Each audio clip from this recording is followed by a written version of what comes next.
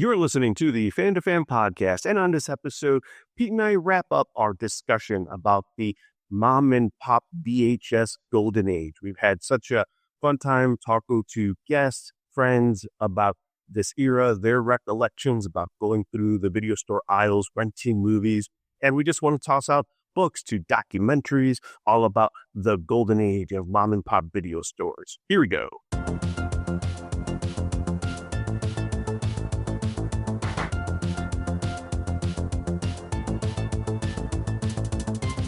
Welcome to the Fan2Fan Podcast. I'm one of your hosts, Bernie Gonzalez, and with me, as always, co-host extraordinaire, Pete Charbonneau. Pete, I hope people have enjoyed our rewind into the golden age of mom and pop video stores, that golden age era that loomed very large in our respective childhoods as we were going through our formative years, watching movies like Star Wars and Jaws, soaking it all in, letting our imaginations run rampant.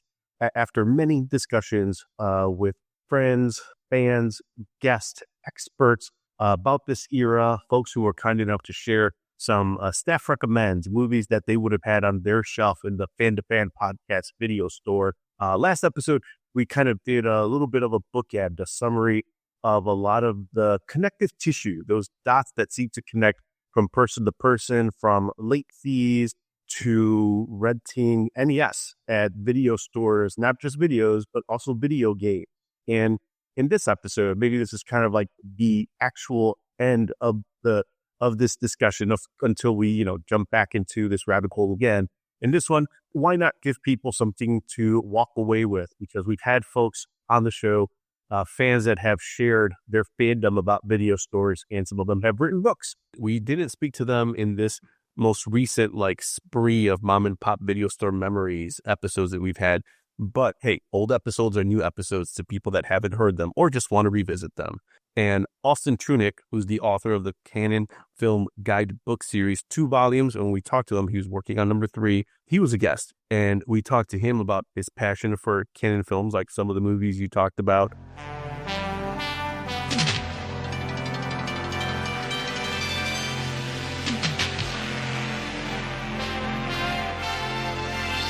Invasion USA, Delta Force, Missing in Action, Revenge of the Ninja, Enter the Ninja, The Last American Virgin. And he shared a lot of his video store memories. And I remember vividly him talking about renting movies at a gas station. And a lot of those Canon films, Golan and Globus, knew what they were doing. And they were appealing to a young Pete Charbonneau who's like, get him, Chuck. Perfect box art with Chuck Norris or Dudikoff. And you're like, yep, this is appealing right to me. He is the only soldier who is capable of defeating the secret Black Star Army. A soldier who has become Master Ninja. Your destiny, my son, awaits. The deadliest art of the Orient is now in the hands of an American ninja. Austin, we had a great conversation with him, but if you want to hear some of his memories or check out his books. Well, Canon films, I think back to this era, when I was really looking for a project to put together, Canon films was one sort of common through line through a lot of the movies that I remember seeing first with my father, many of them when I was very young, and then renting at the video store when I was old enough to do it and watching in my buddy's basement.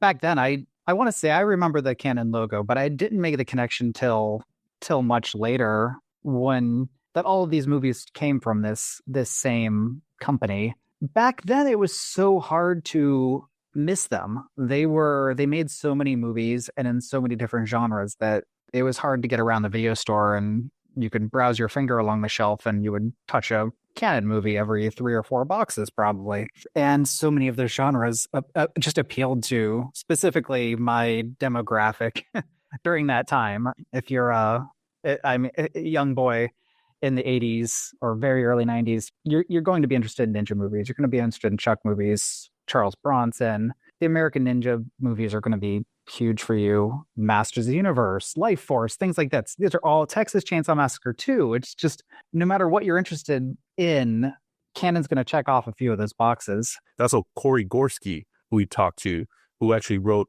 VHS Collecting, the Modern Relevance of Home Video. And he talked about the resurgence of VHS and collecting, and how there's this community that has kind of found itself, again, through these same memories, the shared experience that we all had in this kind of a VHS golden age era. For me, it's not just the film itself. It's the nostalgia behind it.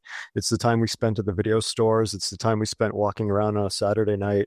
I mean, I was born in 83, so you can imagine just growing up, it was the kind of hub for entertainment. Anybody in and around our age is going to all say the same thing. On a Saturday night, Friday night, just walking around the video store, that's what you did. That was a part of life. It was I call it a community hub. Since that's where you'd meet up with people would know your tastes in films and entertainment. It was so much more than just what I'm hoping some younger people don't look back at it like it's a library. I think most people who grew up with it know that it was, so much more than that. It was part of your lives, really. Actually, there's just a meme I saw the other day online where it talks about, I can't remember it verbatim, but it was something along the lines of like the memories we had. We didn't realize that we were actually making impactful memories. We just sort of experienced it. And I think that the video store is one of those big memes within our life from back in the day where we could actually, it meant a lot more to us. It was a place that we would congregate for entertainment. At some video stores, excuse me, they never have what you want. Don't have them. When you want it, excuse me. At Jumbo Video, excuse me, you came to the right place. Have some free popcorn. We have what you want and more 24 hours a day. Music videos, video games, computer software, children's movies, just 99 cents. Movies for sale. Wow, this place is great. Jumbo Video has everything you want for a great night at home. Got any 8-tracks? Jumbo Video. Let us entertain you. You had sent me a bunch of trailers to some documentaries. So yeah, and I haven't seen the documentaries. One of them was The Last Blockbuster, which some people might have heard of that one. The other ones were more, we've been using the word DIY. They seemed from the trailers to be very DIY. The mileage varies on some of these, but I think they're probably all made with a lot of love. People who were very much passionate fans about the media. No doubt. Yeah, super passionate, which you have to love. I mean, yes. Who knew that there are this many documentaries out there on this? Absolutely, yes. For that alone, I thought it was worth noting. Is there a future for video stores, considering that now all these stores, like the supermarkets, convenience stores, are selling, renting videos? Is there going to be a future, or is there going to be a decline in video stores? Well, I think it's going to be a great future. Well, some of the biggest movie rental stores in North America, including here in Vancouver Island, are closing their doors or are teetering on bankruptcy. Curtain has fallen on the Rogers Video and Game Rental Shop on Shelburne and Saanich today. As technology has advanced over the decades, video stores have faded. Remember renting movies from the video store? Seems like a thing of the past, a distant memory.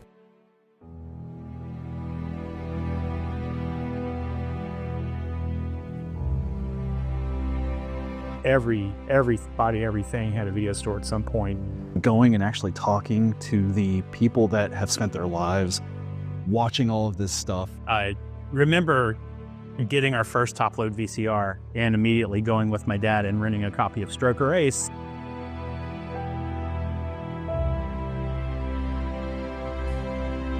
It meant a lot in my life. It was a big part of my life. I gotta say, my wife hates it, but I used to be somebody when I had my video stores. Having my poster in 112 Video, that was like such a beautiful moment. I didn't really have any friends. I felt really isolated, and it was something I really looked forward to doing every week.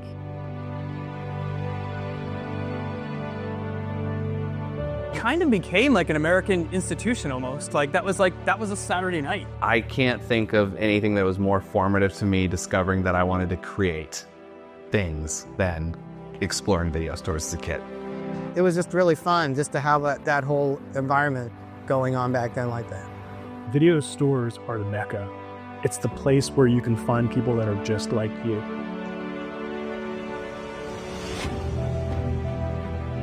All right, so the first one that we're going to cover is Mom and Pop, the indie video store boom of the 80s and 90s. And this documentary was released in 2022.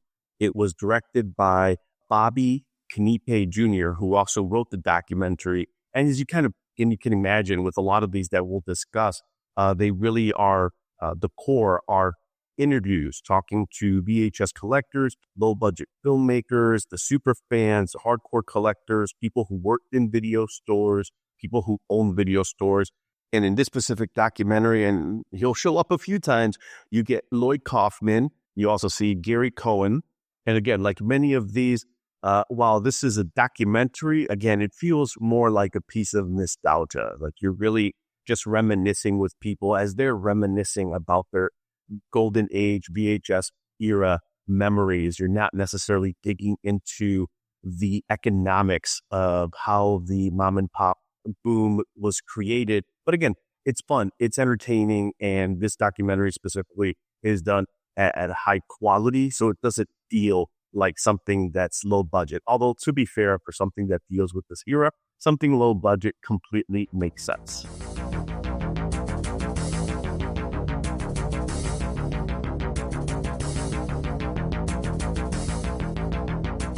So with video cassettes, when video cassettes first came in, we jumped in. We loved it. We thought it was great. Our brand became pretty successful thanks to the home video market. Yeah, it was great that you would buy this video and you could watch it and see Elvira anytime you wanted to. So, you ready to have a good time? Video was kind of taking over for the drive-in circuit. Video was the new market for the kids to rent the horror films or the films that they wouldn't see at the mainstream theater. We went from a qualitative media to a quantitative media. The video concept made it easier, but did it make it better? I don't know. Back then, everything was Betamax, VHS. Ridiculously, they used to charge $3 more for a VHS tape because you were buying more plastic. VHS video cassettes play longer, which can save you money. Big deal. I want to own a movie theater. Maybe instead of having people come to my movie theater, I'd take my movie theater to their home. Back then it was huge. It was like the Friday night thing to do. There were video stores opening up all over the world that needed movies.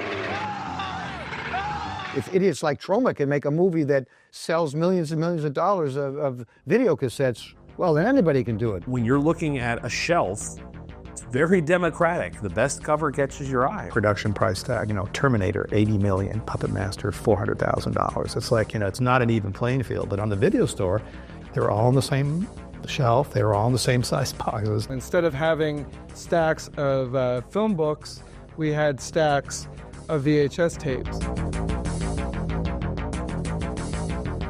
When you have a passionate idea, you find the tools to do it, and that was what was available. I was appalled at the improper aspect ratios and the lack of rich contrasts, and predicted they wouldn't catch on. The VHS was announced to be totally dead. History of Violence was the last movie on videotape. Now you go into a video store and there's no videotape there, and you just feel this empty sadness. Nostalgia means that it's over, right? And that's not true, right? No. Because it's happening now? Yeah. Right? I can go watch a VHS right now. Am I wrong? I mean, I can see VHS having the same type of resurgence that vinyl has now. While I might, hyperbolically rail about VHS, the truth is it did make an enormous amount of stuff available, 50% of which is still unavailable in any other format. Next one I want to bring up is Rewind This. So this is a 2013 documentary that was directed by Josh Johnson, and again, covers the VHS era, home video, collecting videotapes, ton of interviews, everyone from Charles Band, Cassandra Peterson, a.k.a. Elvira. We get Lloyd Kaufman, that's right, again. I think with a lot of these documentaries, they can be a little belabored, where you're kind of going like, yeah, I get it. Like, I lived through this era. That's why I'm watching this documentary. This one has a nice pace. And I think because, again, you're getting some good anecdotes, some good stories. It kind of keeps the pace going, keeps that good mix of the nostalgia, but also talking about things like physical media and how streaming has had an impact on that for those of us that still buy DVDs, Blu-rays. I think this one, compared to some of the others, does a really good job. If you're gonna watch any of them, this one highly recommend. I used to go to these video stores long before I could ever afford a video machine, and I would just stare at the tapes and drool. There was always a bit of a thrill to pop one of these VHSs into your machine and see a film you couldn't see anywhere else because the drive-ins were pretty much gone by that point. I think that's a great thing that VHS can do. It brings people the weirdest shit possible. I was there when it was like thriving, and then there when it started dying out. So it was there for me to just kind of like, okay, like, oh, you come with me. You could get one DVD for like $25, or you could get like 25 VHS for the same price. So pretty easy decision there. This sold for almost $700, this tape right here. That's insane. Like, what is this? It's just a great format, and it's, analog has warmth and digital is cold. It's not necessarily a dead format if I can still buy it. But I think VHS was so vibrant, such a part of everyone's life around the world for so many years, and there was so much product made that it's going to take a long time for it to be dead. This is some true VHS love right here. My VHS tattoo. I personally don't care for VHS. The DVD is infinitely better because you've got the commentary tracks, you get the history, I just got the full box. All right, next up is Adjust Your Tracking. The Untold Story of the VHS Collector came out 2013 as well, directed by Dan Keenum and Levi Paretic. What makes this documentary, I think, unique compared to the other two that I mentioned is that this one really focuses on VHS collecting and specifically the VHS collector. So they get into rare VHS that you can't find. There's one that they talk about, Tales from the Quad Dead Zone, and how, it has this cult status because it's rare, because it's not easy to find, and how there is this entire subculture, this community of VHS collectors. Unlike some of these other documentaries, they're really focusing again on the physical object, the cover art, and just being able to hold it, put it on a shelf, and how that also means something to people who have an affinity for the format and for this era. So we've been working on this documentary. It's basically about cult films, the decline of physical media, and the mom and pop video store era. Hey, welcome to Mama's Place Studios. This is New York City Radio, and I'm your host, Dave Luke. Push the fucking button.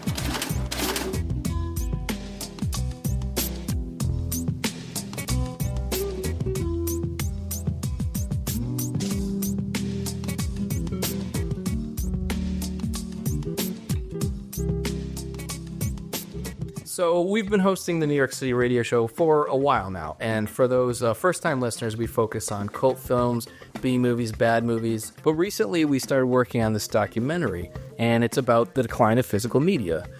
People are buying less DVDs and certainly less VHS. It's really just about how everything's going to streaming. It actually gave us this idea to put on this live video podcast that we're actually going to call the VHS Massacre. Yeah, we're going to go from store to store looking for videos, and while we're at, we're also going to be examining the video store industry right now. Along the way, we're going to interview some B-movie celebrities to get their takes on some of their just greatest video memories. So we're going to have the VHS Massacre right here at Mama's Place Studio. I'm going to be a judge, and then we're going to have two other of our fellow filmmaker friends come in. They're also going to judge these VHS tapes that you guys find. You're going to find 5 VHS videotapes. You're not allowed to watch them. You're going to have to judge them based on cover alone. We're going to sit down. We're going to watch 5 minutes of each video. Fast forward, rewind, whatever you want to do. Best of the worst wins. When you were a kid, 80s, 90s, you would go to the video store, and basically you're going on video art alone, and that's it. All right, next up is VHS Massacre, Cult Films, and the Decline of Physical Media. So going from people who love physical media to a documentary that tries to, in some ways, document, again, sorry, no pun intended there, the decline of physical media, because not every movie from the VHS era was converted to DVD or Blu-ray. This one kind of explores that. It's done by a number of guys who are podcasters, and they also talk to other people in the industry. We get Lloyd Kaufman again, because you can't have a documentary without Lloyd Kaufman talking about Trauma and the Toxic Avenger. We get Joe Bob Briggs, Monster Vision, Last Drive-In. You get Greg Sestero from The Room, Debbie Rockman from Return to Nukem High, Deborah Reed from Troll 2, Mark Fraser from Samurai Cop, James Dunian from Birdemic. So they have a lot of good, fun talking heads that talk about low budget productions that they have been in, how small video shops featured those movies, and some of the more recent movies that have been made that have been love letters to that era. The two kind of curveballs you mentioned, like Last Blockbuster. In a world where video stores have all but disappeared. I mean, look at the James Bond section. Every James Bond movie. Every Avatar movie, because, there's just the one so far. I hate late fees. I understand that you have to do it, otherwise people just keep those videos. I know I did. Meet Sandy, the Blockbuster mom. So when I started in 2004, Blockbuster Video had roughly 9,000 stores and over 60,000 employees. And now... Do I miss renting from a physical store? No, absolutely not. I don't think anybody does. We just need Pacific Video to send us a notice that they are exercising their fourth and final renewal option. So yeah, that kind of scared me a little bit. I mean, how long until companies don't even make DVDs, period? And then I don't know what. Did you know that Blockbuster had a chance to buy Netflix, but they didn't? Now that to me is crazy. It is truly the last standing bastion of a bygone era. Hey, that's cool, that the last Blockbuster in existence is right here in my hometown. If there's some cats in Oregon still scratching it out, with Be Kind Rewind, nothing wrong with that. That's beautiful.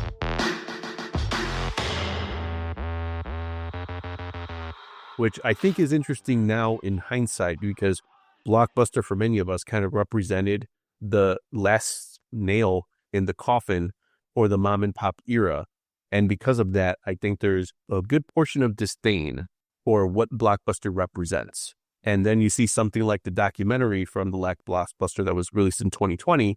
And here's this Blockbuster, the last Blockbuster store by its namesake that's in Bend, Oregon.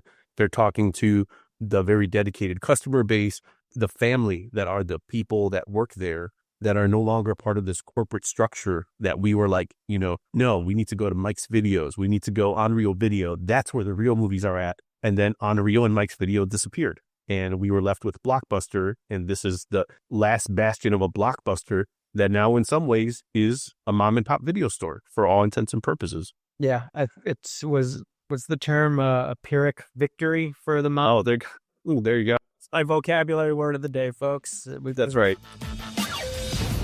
Nick, do you know Kim's Video? Excuse me? Bladderfink used to be here and they're gone. Nobody rents videos anymore. Do you know Kim's Video? I do. Were you a customer? I was. And how was it? Wow. I'm stepping into the gold mine of cool. They had things that didn't exist, that never had come out. I miss it so much. We were actively cultivating rare films. We would watch these guys in suits clear out rows and rows of VHS tapes. That a week or so later, Mr. Kim would come into the store and they would replenish the entire row with all new bootlegs. Mr. Kim issued a public announcement. 앞으로의 미디어의 포맷의 형태는 한 포맷에 치우치지를 않고 컴퓨터 산업과 So let me promise to digitize the entire collection. How could anybody think sending this entire thing to another country made more sense than NYU's? I don't speak English. Had no one else shared that with you? That's really weird. It's the thing. It's the promise. We knew we'd never see it again. Probably was going to just disappear. I don't know. I didn't know what we were getting into. This is where people go to get murdered. Well, don't forget. Okay, they already... It seemed like we could do something beautiful with this beautiful collection. And we didn't. I didn't really know who we were working with. I am the local chief police. We said film knowledge matters more than ownership over movies. It was a fact. There was a part of me that felt like, is this for real? I turned to fiction movies to learn how to execute a heist. La mafia a Saleli non esiste.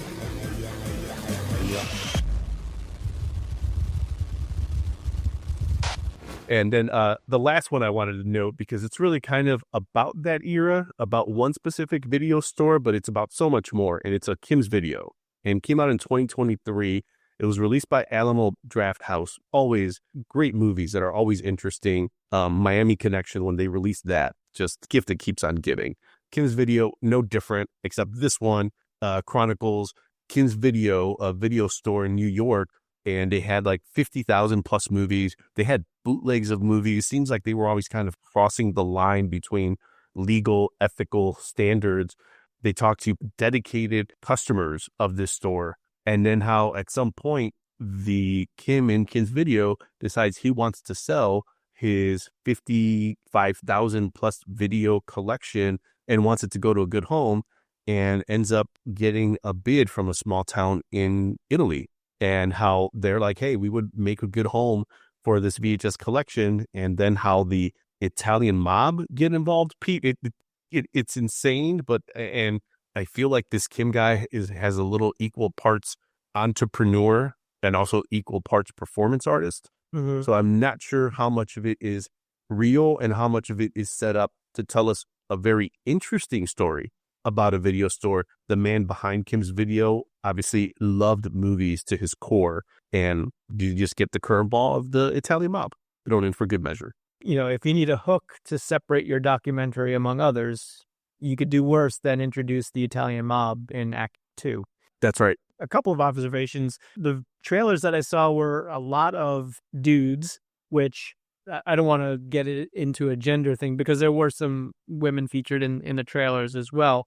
But I think that says to something that maybe it spoke to a male audience more than others that really gravitated towards this specific thing of mom and pop video store or collecting VHS tapes, which I'm kind of fascinated by, and I'm curious to get your take on it because I'm less a collector of physical media. It's not that I'm against it. I tend to be a bit of a minimalist by nature in life, and so I don't have a lot of stuff cluttering. I do have stuff that I've kept throughout the years. I've got my Dawn of the Dead VHS tape that I bought in the 80s. So like those things have sentimental value to me, and I'll hold on to those as long as I can. Maybe a laser disc of Space Hunter, Adventures in the Forbidden Zone. Yeah, it might possibly be up against the window of my bedroom here right now, along with the fog. So yeah, no, it's interesting just looking at those trailers. The people that have kept this flame alive. I think there was one person in one of the trailers, I can't remember which documentary it was, but was talking about how like VHS isn't really a dead medium because there are still people out there collecting and enjoying the collection of it. But like I don't have that burning desire as much as I have those great fondness for those days and going to the stores with my friends and my cousins. I don't have that burning need to seek out VHS tapes. Was there ever a time when you had a lot of, and I'll let you define a lot of VHS movies? We had a small library. Like, we recorded stuff all the time. Like I recorded V the Final Battle. I remember having those on a bunch of cassettes. Like that was fun for me. LP, EP mode, you love it so much. You hop off the tab and then you maybe don't love it so much later and you're like, oh, let's put some tape on top. Yeah, and I was too dumb as a kid to really, I understood what LP and EP were supposed to mean, but I don't think it really hit me like that the quality was bad. I just thought the tracking was always messed up on when I tried to, extend the life of those tapes. But as I mentioned, I bought Rattle and Hum. Like that was a big deal to me at the time. I'm like, I need to buy that. Definitely was psyched to get the Dawn of the Dead VHS. In 1968, George Romero brought us Night of the Living Dead. It became the classic horror film of its time. Now, George Romero brings us the most intensely shocking motion picture experience for all times. Dawn of the Dead. Dawn of the Dead contains scenes of violence that may be considered shocking. No one understands. I bought a decent amount of music VHS cassettes. Like I've got like a bunch of, I got like The Cure's Standing on a Beach video collection, a bunch of Cure tapes, some Morrissey. They seem to me to be harder to find. Like I would go to Tower Records to get that stuff. Like you wouldn't get that at the mom and pop. Probably could have gotten them to order it for me, but when I discovered Tower Records, it was like, oh my God, look at all these tapes here that I can buy of bands that I love that I didn't even know existed. So for me, it was more that. And I think as I got older, And I talked about this on our episode when we were talking about Dawn of the Dead, where guest of the podcast, Brooke, and I got to go see that in the theater at the Carolina Theater here in Durham. You know, I hadn't thought of it, but the fact that my entire viewing experience of that film had always been on a VHS tape. And unfortunately with that, you get the artifacts and you get the degradation of that medium, and to see it on screen in a pristine print and see, that one, and I talked about it in the podcast, that scene where Peter's in the basement, he has to shoot the zombies of about his family, like people that he's kin with, and the tears. Like, I never saw the tears before because I was watching on VHS tape. So I think that's where some of that comes from, is like, I do appreciate the aesthetic. I've certainly dabbled in doing some video stuff, and I love putting the tracking on, and I think it's a great look and feel for doing some video stuff. But as far as like a medium for me to go back to watch on or to collect, not so much. And I know John, another one of our illustrious guests, he does enjoy that. Like, he's got like a small TV, and he will collect VHS tapes, and he'll watch, movies that he loves specifically, on VHS to relive that experience. But I don't really have that. What about you? Yeah. No, same. I mean, I think at one point I probably did own over 500 movies on VHS, and then kind of flowed with the formats. When DVD was first introduced, not everything got the upgrade, but enough things did. And then as it moved to Blu-ray, I think I've always been a physical media person, but certainly the collection is not in the hundreds. It might be less than 100 now. I think now it's kind of gotten to the, here are movies that I know. Like, if you were over and I was just like, hey, pick a movie off the shelf, what mood are you in? I'd be like, you know what? You probably can't make a bad choice from this group. Anything that you pick, whether it's Die Hard or Highlander, like, I'm going to watch it. Like, I'm going to enjoy it. Am I sometimes in the mood for American Ninja 2? Of course. It's on the shelf. And I think that's where the physical media is more access to movies that I always want access to, not necessarily from, I think, John, it has that nostalgia for the medium, the format, and also the delivery of it. Like watching something like Goonies with the grain, with the artifact thing.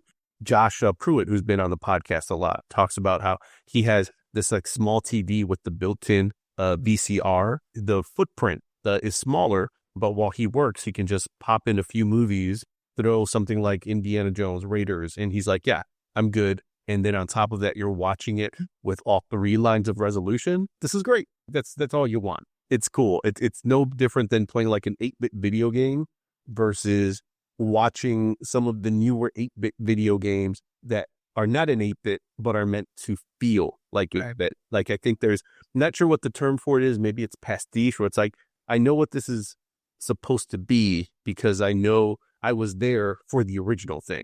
Right. Yeah. And if you do a good job, you can do a terrific, you can entertain me by making something feel, like you said, you add some artifacting, some VHS tracking lines, even something like the WNEF Halloween special will come up later in the conversation. Like, it was meant to look and feel like something we both grew up with. And I think that's where, the collectability of a VHS, whether you're collecting it for, some sort of monetary value, or like I'm guessing John and Josh are doing it that are just more like hero movies that I just want to have on VHS for the memory of it, for the nostalgia of it. That's where I think that physical media, like having that would be fun. You shouldn't have a VCR for Dawn of the Dead. That tape is more sentimental value now for you than it is physical media. Right. I do have a VCR though. Well, I got it to convert like some of the dumb home videos that me and my friends made. Don't be so harsh. I'm sure they're not as dumb as you would think. It's not like there's a almost life-size Alf doll in any of those by any chance. There might be. No, and then hopefully there's no bucktooth vampires. That would be insane. Who would even think of such a thing? No one. People who look for reliability in VCR look for Hitachi. Look at the difference in Hitachi's warranty. A full 24 months on parts at no extra cost. Double the competition. And inside, the heart of Hitachi's Luminar video is precision engineered of extra durable space-age materials. Better engineered, best warranty. That's the Hitachi touch. Available at most video stations. The Video Station, your #1 home video special. The Video Stick, with over 60 convenient Ontario locations. I did want to note a few little things. One, Do you know what was the first major Hollywood release that was priced at $30 that made it affordable for people to buy? The short answer is no, I don't, Bernie. Okay, you want to take a guess? Think about like mid-'80s movies that would have been very popular, but you also had studios that were very suspicious of this medium that would allow their precious movies full access, by people at their homes so that they could possibly copy them and display them or open their own movie theaters. So there was equal parts caution from studios that were like, hey, we're not going to release everything. We'll release a few things. But it's 1986, Pete. I'll take a wild guess. I'm going to say Inner Space. That is not it. It is Top Gun. I knew what you were thinking. It did take your breath away. Absolutely right. That's right. It makes sense. Paramount was like one of the only studios that was kind of willing to risk it a little bit. I'm sure a movie like Top Gun probably did well, but again, we're talking about these video stores. It's not like they had 100 copies of Top Gun. Like they had one, maybe, and that already was putting them $100 in debt. So you're not going to buy a massive library of movies. You're buying a few here and there, and then seeing if you can make your money back, renting it out of the back of your grocery store, for $1 or $2 a night. Eventually, you could. I guess you could say they were looking to goose sales. Ace move there. Ace move. So from Top Gun, the last manufactured VHS tape, and I won't have you guess on this one. This one's a little bit more specific because it's at the end of an era, well past the golden era. This one is A History of Violence in 2005. I want to say that I kind of knew that. That must have come up at some point. Yeah. It's one of those small pieces of like nerd trivia that we've all heard. I don't know what it is, but when I hear it, I'll be like, oh yeah, I knew that. Somewhere comes up at trivia night, I'm going to be so angry that I don't remember the answer because I should know it. And then when they announce it, I'm going to yell out, I knew it, but we didn't get the points because I didn't know it at the time. There can be only one. We talked about VHS collecting and how it's not something that either one of us do. Cory Gorski does. So listen to his episode. But I did want to throw out a few things. It's kind of like this VHS resurgence. And the closest way I can connect this is you buy vinyl.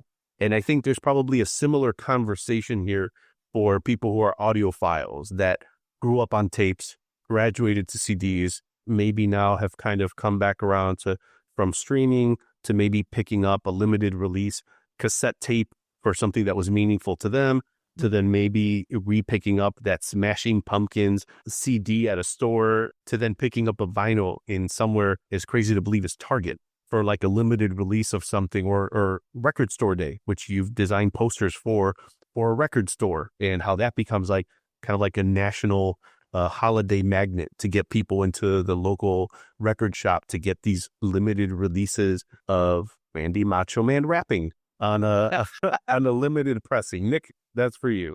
That's a true story. Yeah, that's right. Oh, yeah. There's something about VHS now where it's not like we're seeing a lot of them, but did you know that Alien Romulus is being released on VHS? Marks the first VHS that's being released from a major studio since A History of Violence. Priced at $60, $59.99. It feels a little weird. I'm gonna throw that out there, Pete. It's in pan and scan, so they basically took the widescreen and brought it down to give you the aesthetic of the pan and scan version of the film. But for a movie that very much, and a movie that you've seen and you've had some comments on, that is leaning into I think it's the 45th anniversary of the Alien franchise, so they're leaning into that franchise that has probably been well rented by people like you and me, has a bit of a history with the VHS golden age, but a movie that leans into its modern day aesthetic, special effects, and everything that comes with it to then be released in a format that essentially does not showcase it, but certainly embraces the nostalgia. So it's interesting. It's very interesting. I mean, I can kind of see where they're coming at with it, but I don't know. It's limited to 2,000. So my guess is like a lot of the vinyl releases that you've seen, like it's limited because I think there's an understanding that there's a specific crowd for this. And that crowd may be willing to pay the $60 for it. May not be people like you and me, but there'll be someone out there And unfortunately, it'll probably be, I'm sure, just like Record Store Day, probably attacked by scalpers who will then try to flip this to people that would really appreciate a movie like this earnestly. And they'll price it for $100, $200 when it's literally just to them, like a commodity that they're just trying to get more money on, but they don't care. They don't have a VCR to pop it in. They don't have a shelf where they would display it. For them, it's just, hey, I'm going to make a few bucks on this, ship it to someone, and then that person will enjoy it. So I'm sure it'll find a home. I just think of all the movies, it's an interesting one to be released when it seems like a lot of the VHS releases are more by boutique labels with those small limited runs for movies. Yeah, that's a good point. That's kind of out of my radar to even really wrap my head around if that would be. Was there? Did you read or hear anything about? Was there a clamoring for this from people? It seems like the director, he was completely behind this, and he was even behind the production of it, and he was the one who wanted the 4:3 aspect ratio. In some ways, like, it doesn't seem like they hijacked his vision or his work for a money grab. Yeah, it's something that, and I'm pretty guess that someone who would want this from a creative side probably is someone that you and I could have a beer with, because if they're asking for this, they probably grew up in this era. They respect the era. They're probably someone who's like, oh yeah, I remember watching Alien and Aliens for the first time, and it was on VHS. So now that I've contributed to the Alien mythology, to the lore, to the franchise, it'd be cool to see my version in that same format that I learned to love this movie franchise from. So if they got the money to do it, then sure. I mean, yeah, it's a cool thing. And if it's coming from the director, then yeah, maybe that was more of like a, I don't know if a passion project's the right word, but that would, it's something that's like, oh, here's a niche thing to do. Again, it would have to be a limited release, because I can imagine the production costs would be fairly sizable. I don't imagine that there are many production houses out there that are cranking out VHS tapes 24/7 anymore, because the demand is probably non-existent for something like that. Like you said, there's going to be speculators out there that some will grab it and hope that it becomes a novelty item down the road, or they can turn it around for a quick profit for someone that's like, oh, I got to have this, and like, well, I've got a copy, and it's no longer $60, but for $120, it's yours. Mm-hmm. As long as it gets to a good home, I guess that's what matters. Coming up, it's television's spookiest night in a special Halloween edition of Night Owl with Jack Delroy. Tonight, medium and psychic Christu demonstrates how he speaks to the dead. You hear these voices of the dead all the time. I guess the burning question is, how the hell do you get any sleep? Hypnotist Carmichael Haig put the audience and yours truly in a spine-chilling trance. Then parapsychologist June Ross Mitchell introduces us to Lily, the subject of her book, Conversations with the Devil. Don't miss the television event of the year, tonight on Night Owls with Jack Delroy.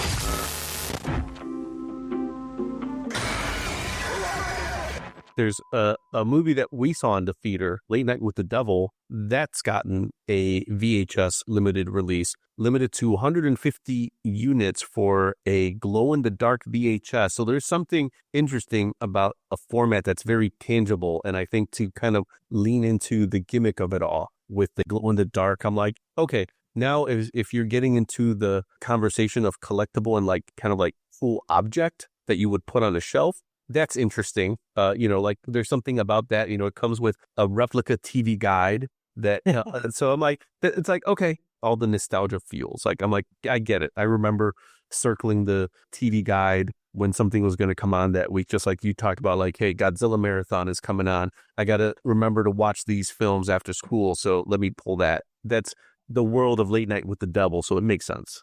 Well, that also is more germane to the world of the film, right? Like the movie takes place in the 70s, but you could see that being like almost like a Faces of Death type thing of like, oh, hey, we got the broadcast of this thing from the 70s and it's on tape and, you can watch it because some freaky shit goes down. So that at least like lives within that world a little. That to me makes more sense than the Alien one. But I was going to say, speaking of that world, Evil Dead 2 got a release from Vice Press Home Video in 2022, the blood splatter variant. So you get this like blood-soaked VHS. So it has a clamshell and also comes with this version, this blood-splattered version. It's leaning into its audience. So in those cases, again, is cool object that checks the box.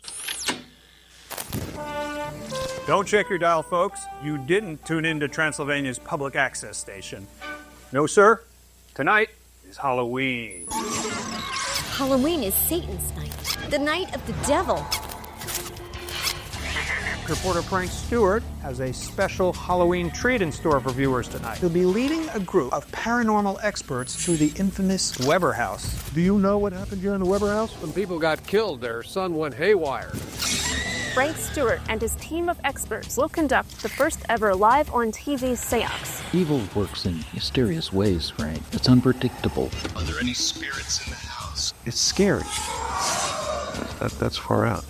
Bad aura. Something strange going on in this house. Animal mutilation, paranormal disturbances, devil worship. Hey, whoa, hold on. This is not staged. Hello? Is this the work of the devil? Folks, we are going where no camera crew has gone before. Father, perform the exorcism. This is not some Halloween prank. The grisly evidence of the supernatural is real. We'll be right back. You're watching the WMUF Halloween special.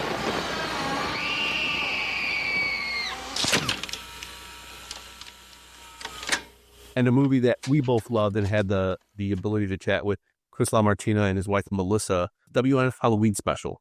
That was given a limited VHS run in 2013 when it came out on DVD of 300 copies. And TerrorVision is releasing now another version in 2025, limited to 250 copies. But I think, for anyone that has not seen it, it's kind of like this found object. And I think the way Chris described it was always like you went into a thrift store and you stumbled onto a VHS and it maybe had WNUF Halloween special, and you grab it and you find that it's like a recording from your like local news channel. So it's done with that whole lack of production, and how like they have Frank Stewart, this investigative reporter who's going to go to this haunted house with a priest and some paranormal investigators, and how it was all recorded, but you caught that at the tail end of like the newscaster. So like the weatherman is dressed up as a cowboy, the anchor is dressed up as like a vampira. It all just leads into that.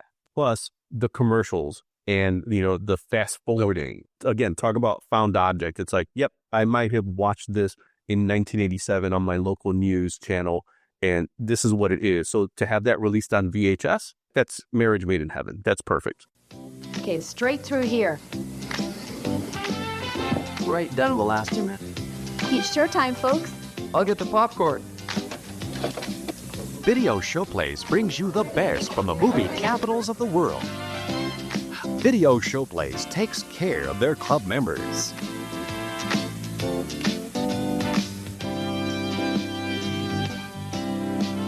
Video Showplace, your video superstore.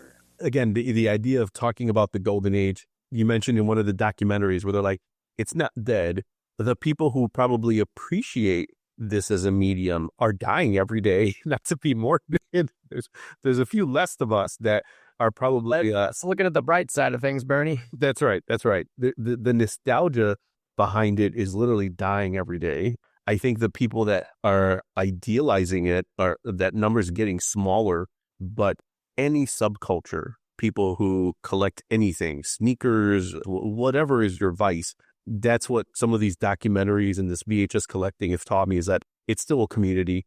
It's interesting to hear people who are passionate about it. That's kind of what our whole show is about. And that part is kind of cool. Even if you and I don't participate in it, it's still kind of cool to walk into a store like Danger Zone Video just outside of Nashville. And Jesse has a great shop I've been to, and something like, did I buy a VHS copy of Avenging Force starring Michael Dudikoff? No. Would I have if I was like 11 or 12 years old? Yes, because that's what I would have wanted.